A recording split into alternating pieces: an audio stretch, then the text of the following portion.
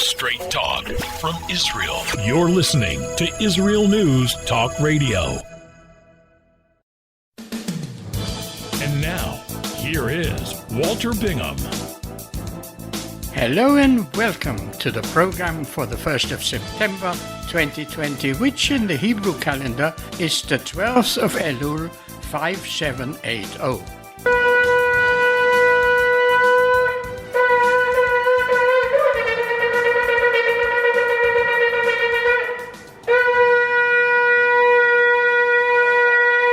I am Walter Bingham. We are in the weeks of introspection and self-examination before the Jewish high holidays, the time of judgment, when it is generally frowned upon to criticize others. In fact, when you literally point a finger, 3 fingers point back at you. Having acknowledged that, it is regrettable that our supposed role models, our heads of government, have forgotten all this and spent much of their time criticizing each other. As it is my job as journalist to report on their actions, conduct and policies, which unfortunately are not beyond reproach, this program always tells it as it is, the good, the bad and the ugly. Benjamin Netanyahu is up to his old tricks. In the very last minutes of allowed time, he conceded to extend the time limit to present our long-needed budget to 120 days, and so averted an election in November. The crunch comes on December 23rd. Unless they agree on a budget by then, an election has simply been delayed by 3 months. Netanyahu is aware that his popularity rating in the country is not, as he would have wished, to get an election majority for the right-wing bloc under his leadership in November. So, he is prepared to wait. In his efforts to avoid the prime ministerial rotation with blue and white leader Benny Gantz under all circumstances, which was the basis for the formation of the present government, there is, of course, no guarantee that Netanyahu will not maneuver an election if and when he believes the time is right for him.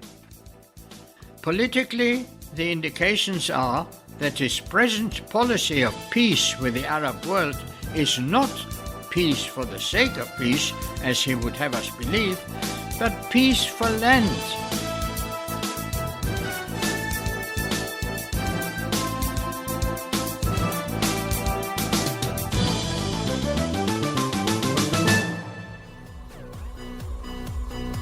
G'day, I'm Jono Vandor. And I'm Ross Nichols. Join us on our program, Israel on My Mind, a show that broadcasts all the weekly goodness that flows like milk and honey from the Holy Land straight into your ears with humorous and happy news stories. New shows are posted every Thursday at 7 p.m. Israel time, highlighting the lighter side and advancing a positive view of Israel here on Israel News Talk Radio.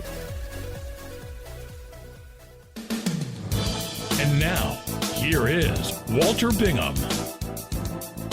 We are still in the period where we have to be thankful for the very much appreciated gifts that we have received from President Trump, recognition of Jerusalem as Israel's capital city, and his embassy's move to Jerusalem.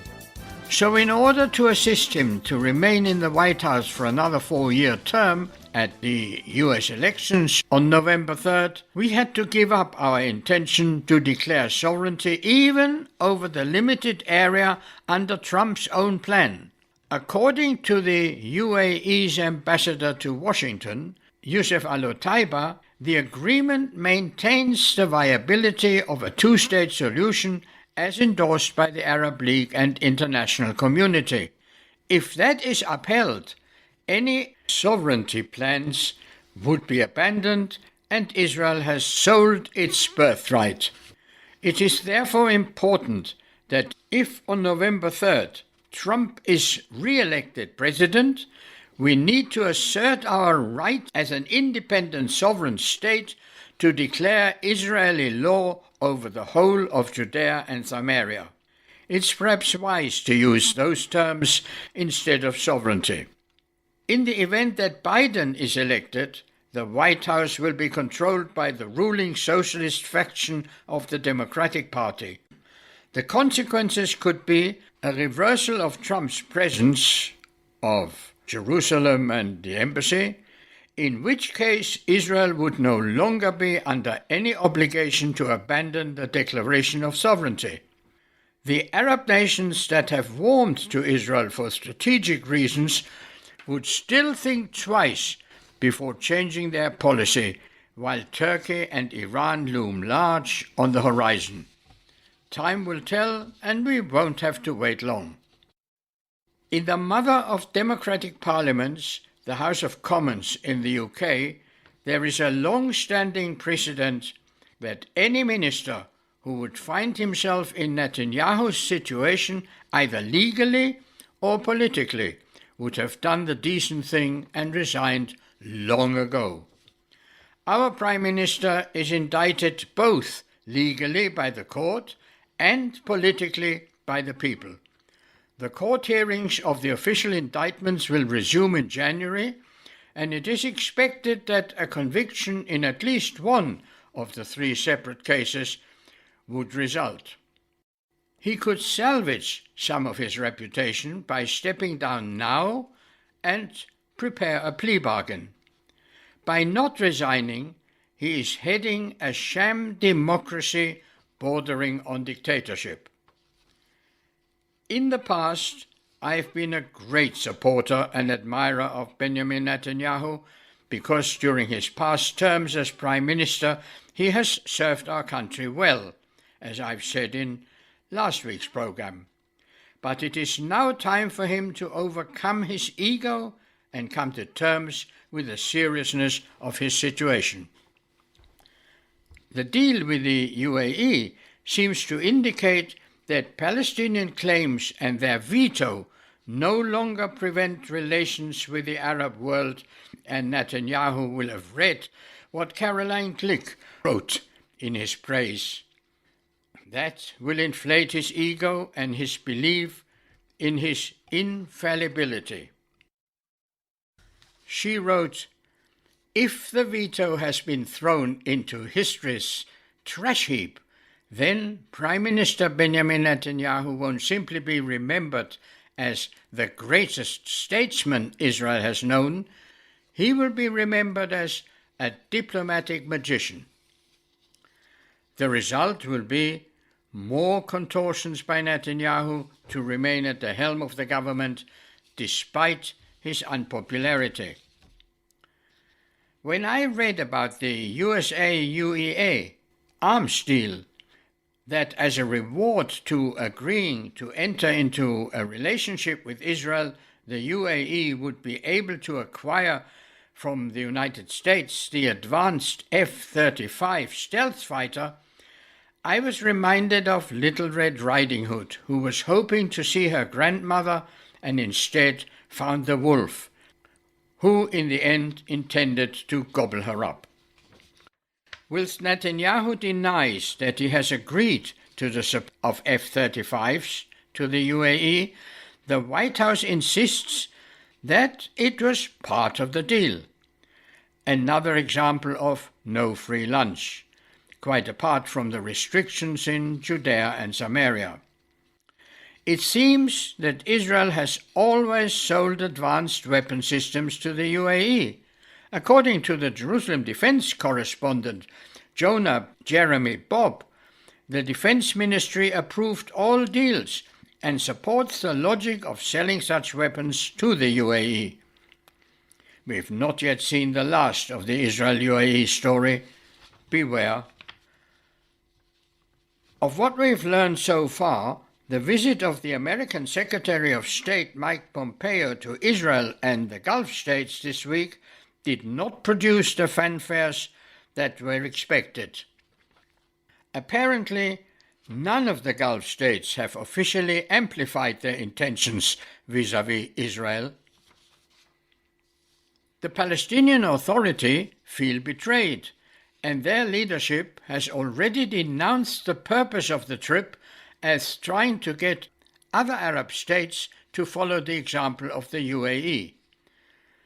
The Palestinians realize that their long honeymoon supported by Arab states is coming to an end, and that it will become an existential imperative for them to come and sit at one negotiating table with Israel in order to try and salvage their reputation as a recognized entity. But as of now, Israeli participation remains remote until they abandon their preconditions. Both Hamas in Gaza and Hezbollah in Lebanon are in a provocative mood. The balloon weapons that drift across our borders from Gaza are again burning the fields of our farmers and land in kindergartens and backyards of houses. They're spotted by children who are fortunately forewarned of the danger. If this assault is allowed to continue, it may, God forbid, cause a major disaster in the future.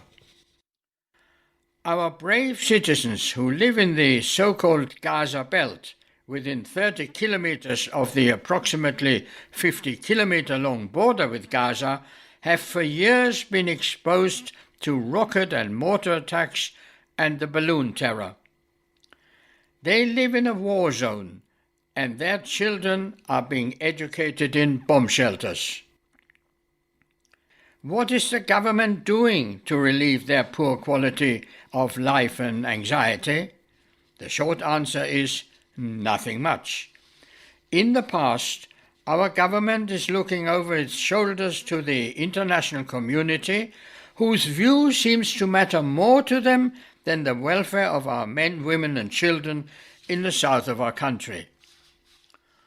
Although there is not a single Israeli soldier on regular duty anywhere in the Gaza Strip, and the monthly number of heavy trucks with supplies from all over the world facilitated by Israel to enter Gaza via the Keren Shalom crossing numbers between 8,000 and 10,000, Israel is still considered as occupier, giving tailwind to the terrorists in Gaza. Many of us don't have sons or daughters in the IDF, and we fully empathize with the anxiety of their parents, but unfortunately, there is always the possibility for them to have to live up to the name Defense Forces, with its inherent risks. Instead of individual retaliation to each rocket and balloon with shooting at empty Hamas buildings that have already been evacuated in anticipation, it is now high time to once and for all put a stop to the terrorism from Gaza that is disrupting the lives of the residents of the cities and villages in the south, and mount an operation that will eliminate the Hamas hierarchy at all levels. Humans on roofs to protect buildings are combatants, in the same way as Hamas consider every person living in Sderot as an enemy and a fair target. The general population of Gaza are taken for suckers by Hamas, who keep them subdued and hungry so that they can easily be indoctrinated against the Zionist enemy, whose fault it all is that they live in poverty. All that while the haute volée, the upper echelon, live it up in clubs, live in comfortable homes, eat the best food and drive the best cars at the expense of the ordinary resident. That's what happens to the large funds pumped into Gaza by Qatar and, wittingly or unwittingly, by other supporters of terrorism. The terrorist organization Hezbollah, who effectively rule Lebanon and brought that country to its knees, also use Israel as their bogeyman. To publicize Israel's involvement in that country's troubles, they occasionally provoke skirmishes at the border with Israel. In the last incident, IDF troops took fire from Lebanese territory. In response, the IDF attacked Hezbollah targets with planes and helicopter gunships. Whilst this enemy in the north, headed by Hassan Nasrallah, is a more organized and equipped force than Hamas, Israel needs to keep a close eye on their activities, as they have repeatedly sworn to wipe Israel off the face of the earth, hinting at devastating weapons at their disposal. Stay tuned, there's more to come.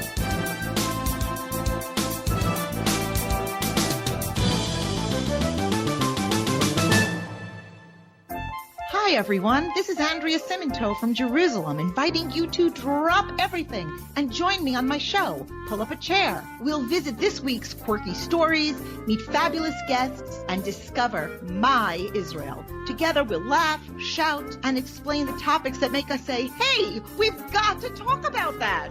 So get comfortable and pull up a chair with me, Andrea Siminto, every Thursday on Israel News Talk Radio.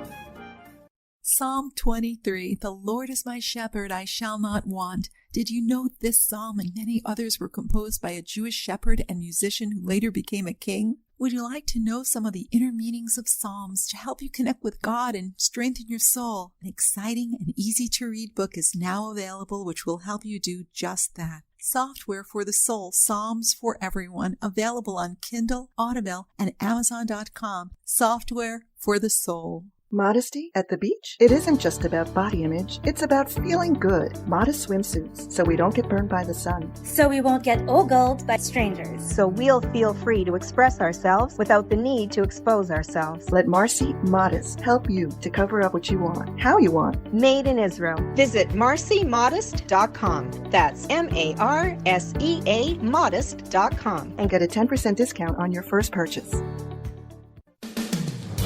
And now, here is Walter Bingham.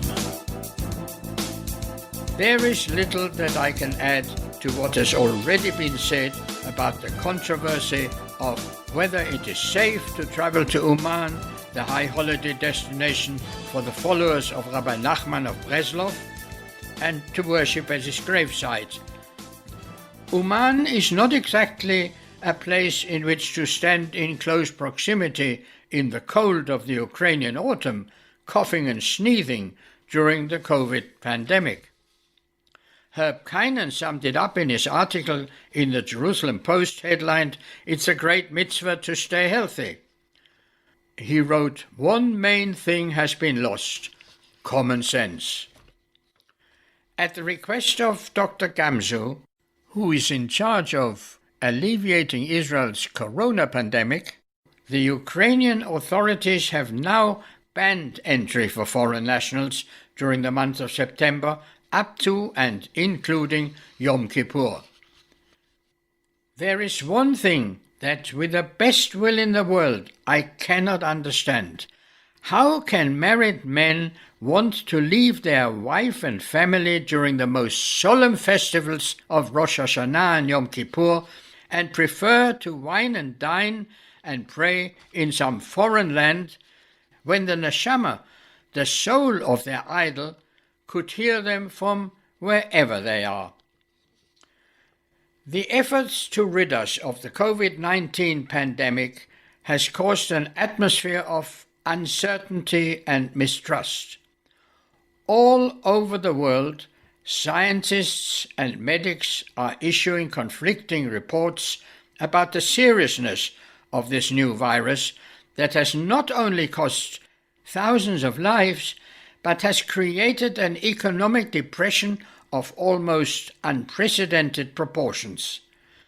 The necessity of social distancing and instruction to wear face masks for months on end has worn our patience thin. The people are revolting against these unbearable restrictions.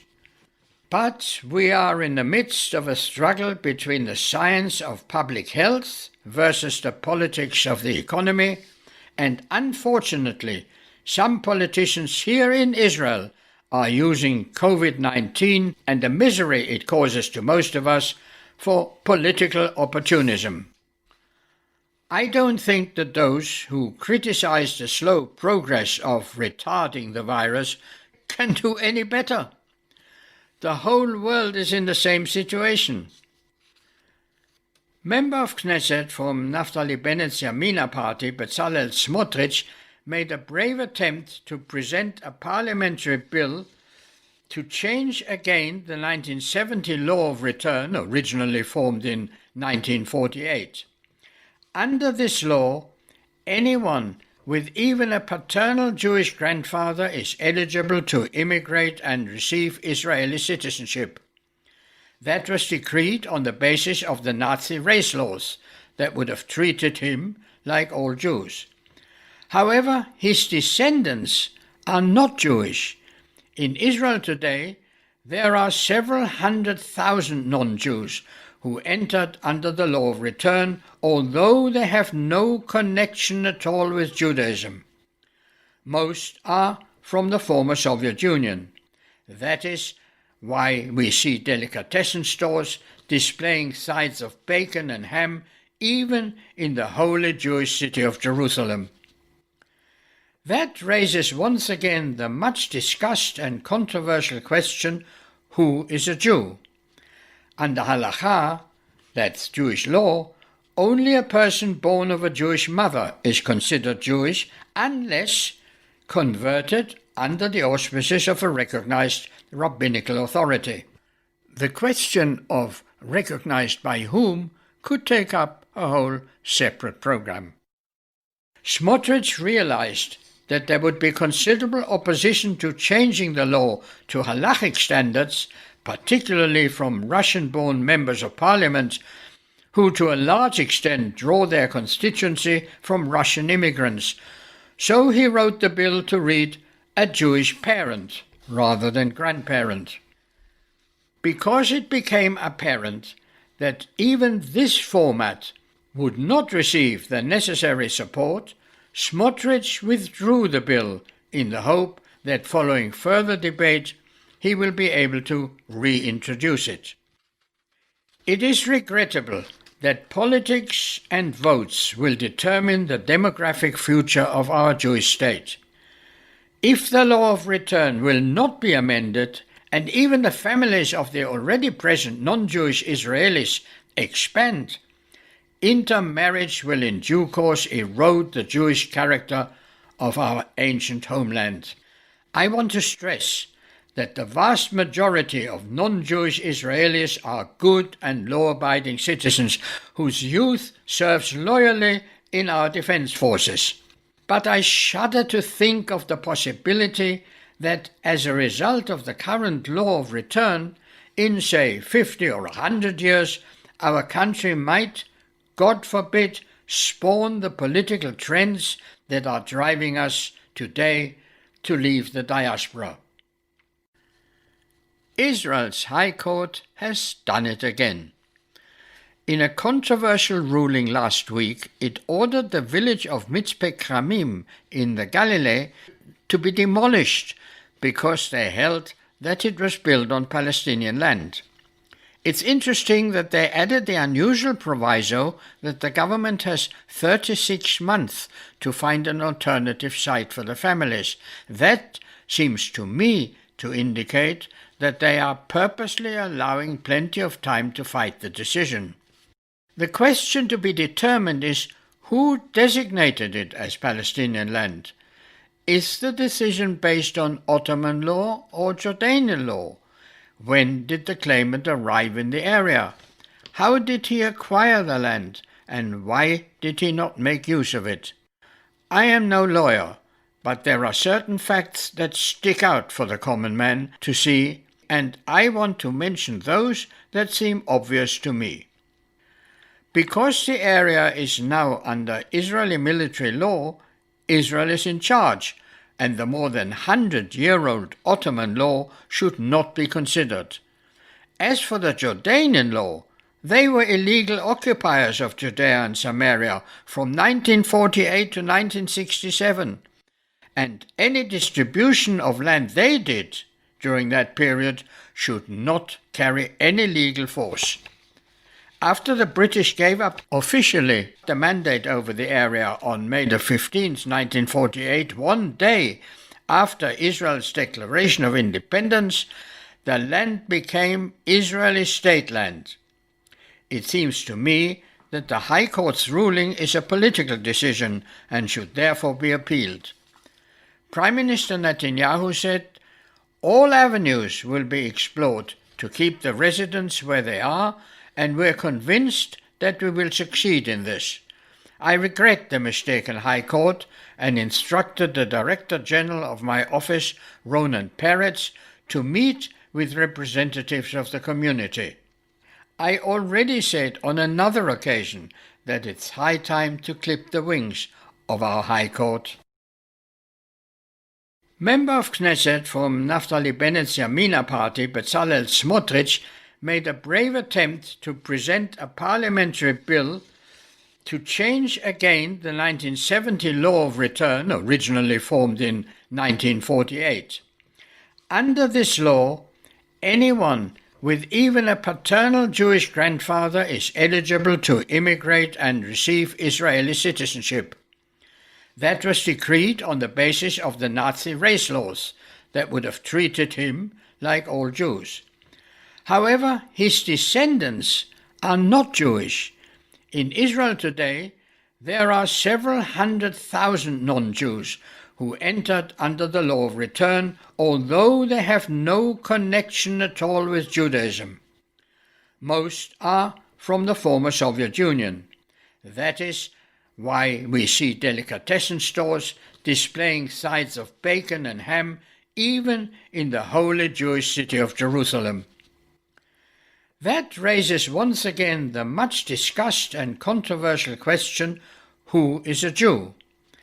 Under Halakha, that's Jewish law, only a person born of a Jewish mother is considered Jewish unless converted under the auspices of a recognized rabbinical authority.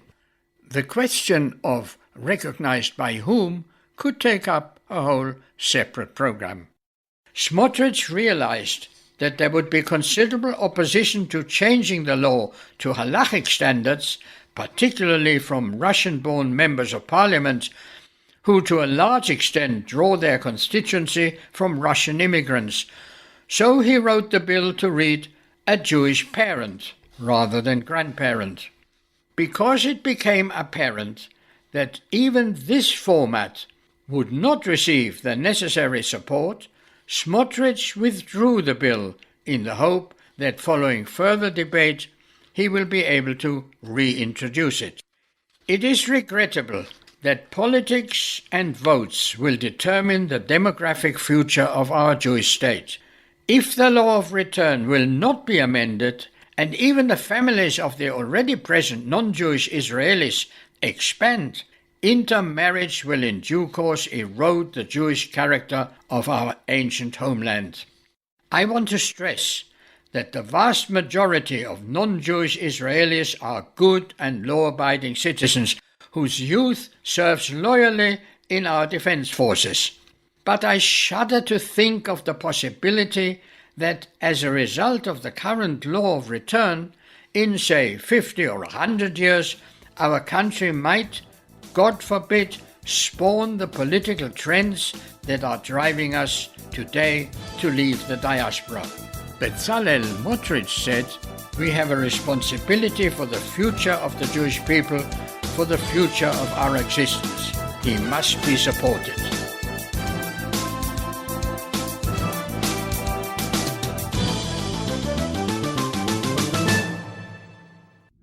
Are you interested in transforming your life, drawing closer to the Creator, and uncovering the deeper meanings and hidden treasures in the Hebrew Bible? Then join me, Rav Yitzhak Michelson, and me, William Hall, on the Science of Kabbalah, where we are seeking to narrow the gap between what we understand of our physical and spiritual worlds. So make sure to tune in every Tuesday at 5 p.m. Israel time, 10 a.m. Eastern Standard Time, here on Israel News Talk Radio. And now, here is Walter Bingham. The events of women being asked to move seats in planes and rail carriages to to accommodate the requests of ultra-Orthodox Jewish men is becoming more frequent as ultra-Orthodox communities grow in number and confidence, but also as other passengers, for reasons of comfort as well as politics, push back. Those discussions often result in the airplane's departure delay, and cabin staff is expected to placate irate passengers because airlines are keen that disputes are settled amicably. Firstly, because delays are costly in fuel, airport charges for occupying a parking bay with a passenger boarding bridge, preventing other flights from deplaning passengers, as well as the possibility of flight crew time limitation. There is also the imperative of retaining the custom of ultra-Orthodox flyers, particularly on routes between the United States and Israel. It is true that Jewish rabbinical law prohibits physical contact between men and women unless they are married, but many ultra-Orthodox communities are taking this prohibition too literally.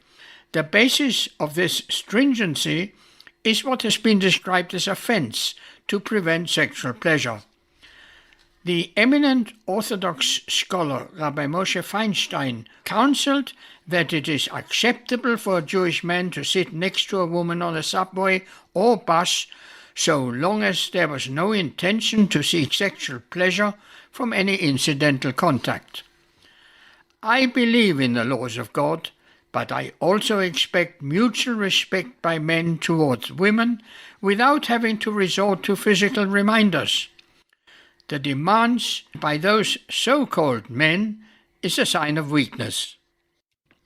There is no limit to the extent to which Jew haters will go to harm us. An Ohio doctor has publicly stated that she will give the wrong medicine to her Jewish patients.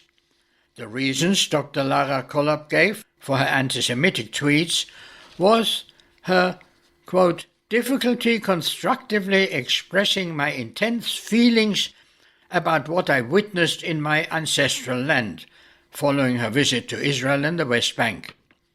The State Medical Board of Ohio permanently revoked her medical training certificate after she was fired from 2 residency programs. She is no longer allowed to practice osteopathic medicine or surgery in the state of Ohio. Is it possible, I ask, that she can open a doctor's office in another state? Everything is possible in the American fragmented administrative system of state laws. We cannot avoid hearing of the terrible devastation that yet another hurricane has brought to the coastal cities of Louisiana and Texas, and we hope that the floods will recede and the population can return to their homes and that those who have had losses will be speedily helped. As I prepare this program, hundreds of thousands are without electric power.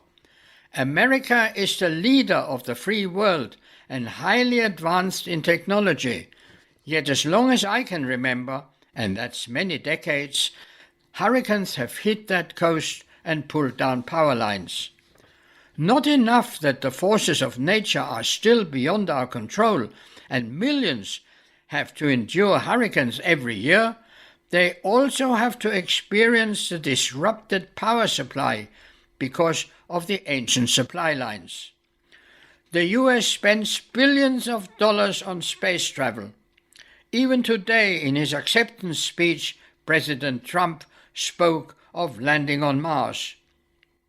That in a futile race with Russia and other nations to be the first wherever. But the country is unable or unwilling to improve the lives of their own citizens by modernizing the electrical system and putting the cables below ground, and in that way prevent the annual disaster that disorients people in the midst of hurricanes. Again, in his acceptance speech, President Trump listed the many achievements during his past term in office. During his next 4 years in office, he would do well to tackle the modernization of the electric grid, beginning with the vulnerable coastal regions. The overhead cables crisscrossing the streets of towns and villages up and down the country are a stain on the landscape. Finally, the symbol of the US Republican Party is an elephant, a fitting choice. The method by which elephants communicate is called trumpeting, and at this week's National Convention, their trumpeting call was effective and heard loud and clear. And now a very personal note. It was my lifestyle before the coronavirus hit us that kept me physically fit. I travelled all over the country to meet interesting people and get their stories.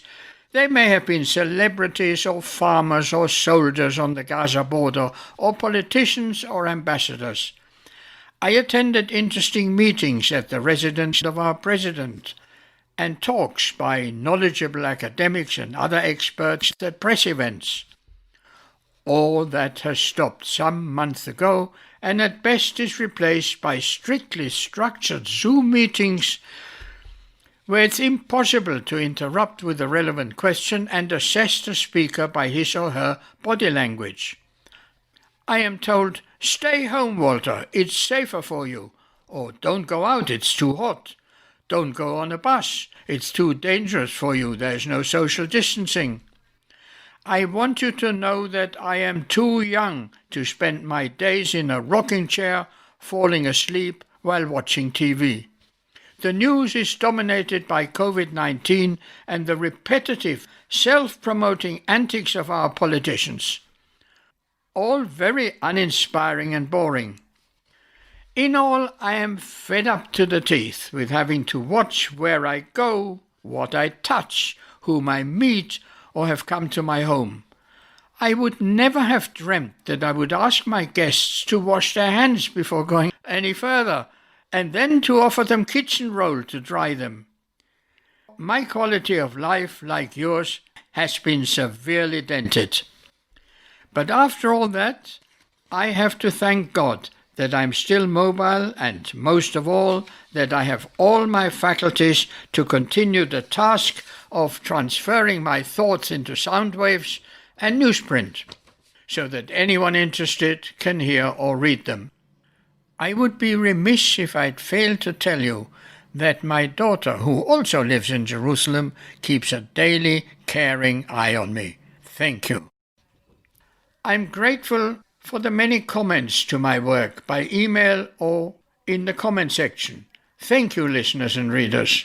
Let us hope that the restrictions we must follow to keep the nation safe will soon be a thing of the past, and that my blue Breton cap can again be seen at all the interesting functions. And so I end this packed program. As usual, God willing, I'll be back again next week with more news, views, and interviews from Israel and the rest of the Jewish world. So until then, this is Walter Bingham, wishing you a meaningful month of Elul. Be safe, and please take some time to make sure that your elderly neighbor is also safe and has what they need. Thank you. Goodbye.